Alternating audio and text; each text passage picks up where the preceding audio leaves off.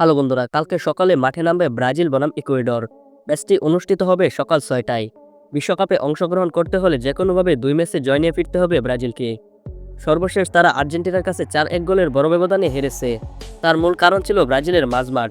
তাদের মাঝমাঠ ছিল খুবই দুর্বল, যার কারণে তারা আর্জেন্টিনার বিপক্ষে ৪-১ গোলের বড় ব্যবধানে হেরে গিয়েছে। তবে এবার বেশ নড়েচড়ে বসেছে সেলেসাওরা। ইকুয়েডরের বিপক্ষে চোখ কান খোলা রেখে খেলতে হবে ৫ বারের বিশ্ব চ্যাম্পিয়নদের। ইকুয়েডরকে মোটেও সহজ প্রতিপক্ষ ভাবা যাবে না। একটি ভুল হতে পারে বড় ধরনের সমস্যার কারণ।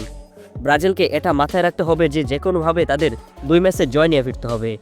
আর্জেন্টিনার কাছে বড় ব্যবধানে হারার কারণ হলো শুধুই ব্রাজিলের মাঝমাঠ। তাদের মাঝমাঠ ছিল খুবই দুর্বল। তবে ইকুয়েডরের বিপক্ষে তাদের মাঝমাঠ শক্তিশালী করতে হবে, তাহলেই তারা জয় নিয়ে ফিরতে পারবে। তো চলুন আপনাদের কমেন্টগুলো দেখা নেওয়া যাক। শাহাবুদ্দিন ভাই কমেন্ট করেছে, রিচার্লিসন ১০ নম্বর জার্সি পেলে ভালো হতো। ভাই 10 নম্বর জার্সি পেয়েছে আন্দ্রেস পেরেরা। তারপরে কাউসার ভাই কমেন্ট করেছে, ভাই নেইমার সান্তোসে আর কতদিন চুক্তি করবে? ভাই সেই বিষয়ে এখনও কিছু জানা যায়নি। তারপরে সজীব ভাই কমেন্ট করছে, ভাই অ্যান্টনি কি শুরু থেকে থাকবে? হ্যাঁ ভাই, শুরু থেকেই থাকবে। তারপরে সাইমুল ভাই কমেন্ট করেছে, ভাই ব্রাজিলের 10 নম্বর জার্সি পরে কে নামবে? ভাই আন্দ্রেস পেরেরা পাবে 10 নম্বর জার্সি।